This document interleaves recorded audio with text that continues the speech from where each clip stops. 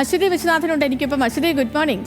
ഈ പറഞ്ഞതുപോലെ മഴയൊക്കെ ഇന്നലെയും മിനിങ്ങാന്നൊക്കെ ഭീകര മഴയായിരുന്നു, മഴക്കെടുതികളൊക്കെ ആയിരുന്നു. പക്ഷേ ഇന്നിപ്പോൾ രാവിലെ നല്ല അന്തരീക്ഷമാണ്, മഴയൊക്കെ തെളിഞ്ഞ് മഴ മാറി മാനമൊക്കെ തെളിഞ്ഞിട്ടുണ്ട്. പക്ഷേ 2-3 യെല്ലോ അലേർട്ടും ഉണ്ടെന്ന് തോന്നുന്നല്ലേ? അപ്പോൾ എങ്ങനെയാണ് ഇന്നത്തെ പൊതുവിലെ ഒരു മഴ സാഹചര്യം? എന്തെങ്കിലും ആശങ്കപ്പെടേണ്ട സാഹചര്യം ഉണ്ടോ? മഴ ഒഴിഞ്ഞോ? എന്താണ് അവസ്ഥ?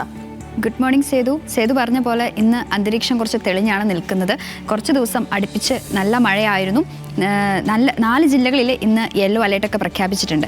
അപ്പോൾ നമ്മൾ ഇന്നത്തെ കാലാവസ്ഥ വിശേഷങ്ങളിലേക്ക് വേഗം കടക്കുകയാണ്. പതിവ് പോലെ സംസ്ഥാനത്തെ മാപ്പ് പരിശോധിക്കുമ്പോൾ മഴയുടെ ശക്തി കുറഞ്ഞു വരുന്നതായിട്ട് കാണാൻ സാധിക്കും. അതായത് കാലാവസ്ഥ വകുപ്പിൻ്റെ ഏറ്റവും പുതിയ മുന്നറിയിപ്പ് അനുസരിച്ച് 4 ജില്ലകളിലാണ് ഇന്ന് യെല്ലോ അലേർട്ട് പ്രഖ്യാപിച്ചിട്ടുള്ളത്. കോഴിക്കോട്, വയനാട്, കണ്ണൂർ, കാസർഗോഡ് എന്നീ ജില്ലകളിലാണ് നിലവിൽ യെല്ലോ അലേർട്ട് ഉള്ളത്.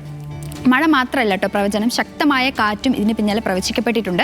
അപ്പോൾ ഈ മഴയുള്ള സാഹചര്യത്തിൽ കുറച്ച് കാര്യങ്ങളൊക്കെ ശ്രദ്ധിക്കണമെന്ന് കാലാവസ്ഥ വകുപ്പ് നൽകുന്നുണ്ട്. അതായത് അതിനനുസരിച്ചുള്ള കുറച്ച് നിർദ്ദേശങ്ങളൊക്കെ കാലാവസ്ഥ വകുപ്പ് ഇന്ന് നമുക്ക് നൽകിയിട്ടുണ്ട്. അതെന്തൊക്കെയാണ് നമുക്ക് പരിശോധിക്കാം. ആദ്യം തന്നെ അധികൃതരുടെ നിർദ്ദേശാനുസരണം മാറി താമസിക്കുക. അതായത് ഈ മലയോര മേഖലയിൽ മണ്ണിടിച്ചിൽ, മലവെള്ളപ്പാച്ചിൽ സാധ്യതയുള്ള മേഖലകളിൽ പ്രദേശങ്ങളിലുള്ളവർ സുരക്ഷിതമായ സ്ഥലത്തേക്ക് മാറി താമസിക്കേണ്ടതാണ്. മാറി താമസിക്കുമ്പോൾ അത് പകൽ സമയത്ത് തന്നെ മാറി താമസിക്കാനായിട്ട് ശ്രദ്ധിക്കുകയും വേണം. അടുത്തതായി ക്യാമ്പുകളിലേക്ക് മാറി താമസിക്കുക. അതായത് സ്ഥിരമായി വെള്ളക്കെട്ട് രൂപപ്പെടാറുള്ള താഴ്ന്ന പ്രദേശങ്ങളിൽ താമസിക്കുന്നവർ സാഹചര്യം വിലയിരുത്തി തയ്യാറാക്കപ്പെടുന്ന ക്യാമ്പുകളിലേക്ക് മാറണമെന്നും കാലാവസ്ഥ വകുപ്പ് മുന്നറിയിപ്പ് നൽകുന്നുണ്ട്. അടുത്തതായി അത്യാവശ്യമല്ലാത്ത യാത്രകൾ ഒഴിവാക്കുക. അതായത് മഴ ശക്തമാകുന്ന അവസരങ്ങളിൽ അത്യാവശ്യമല്ലാത്ത യാത്രകൾ പരമാവധി ഒഴിവാക്കുക. വെള്ളച്ചാട്ടങ്ങൾ, ജലാശയങ്ങൾ, മലയോര മേഖലകൾ എന്നിവിടങ്ങളിലേക്കുള്ള വിനോദയാത്രകളും ഈ മഴ മുന്നറിയിപ്പ് മാറുന്നതുവരെ ഒഴിവാക്കാനായിട്ട് ശ്രദ്ധിക്കുക. മലയോര മേഖലയിലേക്കുള്ള രാത്രി സഞ്ചാരവും പൂർണ്ണമായും ഈ ഒരു സമയത്ത് ഒഴിവാക്കേണ്ടതാണ്. അടുത്തതായി റോഡുകളിൽ ജാഗ്രത പാലിക്കുക. അതായത് ജലാശയങ്ങളോട് ചേർന്ന റോഡുകളിലൂടെയുള്ള യാത്രകളിൽ പ്രത്യേക ജാഗ്രത പാലിക്കണമെന്നും കാലാവസ്ഥ വകുപ്പ് മുന്നറിയിപ്പ് നൽകുന്നുണ്ട്.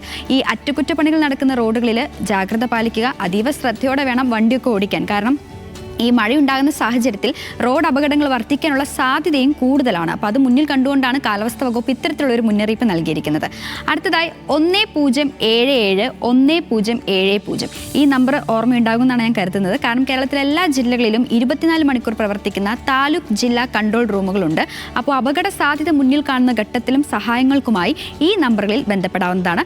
1077 1070 എന്നീ ടോൾ ഫ്രീ നമ്പറുകളിൽ ബന്ധപ്പെടാവുന്നതാണ് കാലാവസ്ഥ വകുപ്പ് മുന്നറിയിപ്പ് നൽകിയിട്ടുണ്ട്.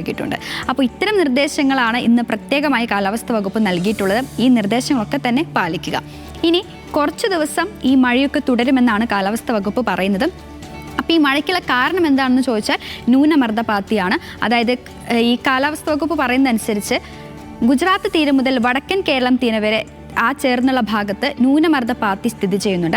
വടക്കൻ ഛത്തീസ്ഗഡിനും ജാർഖണ്ഡിനും മുകളിലായി തീവ്ര ന്യൂനമർദ്ദം സ്ഥിതി ചെയ്യുന്നു. ഇത് ശക്തി കൂടിയ ന്യൂനമർദ്ദമായി മാറാനുള്ള സാധ്യതയും കൂടിയുണ്ട്.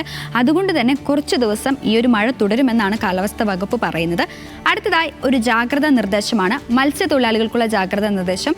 കേരള, കർണാടക, ലക്ഷദ്വീപ് തീരങ്ങളിൽ ഇന്ന് മത്സ്യബന്ധനത്തിന് വിലക്കുണ്ട്. മത്സ്യബന്ധനത്തിന് പോകാൻ പാടില്ലെന്ന് കേന്ദ്ര കാലാവസ്ഥ വകുപ്പ് മുന്നറിയിപ്പ് നൽകുന്നുണ്ട്.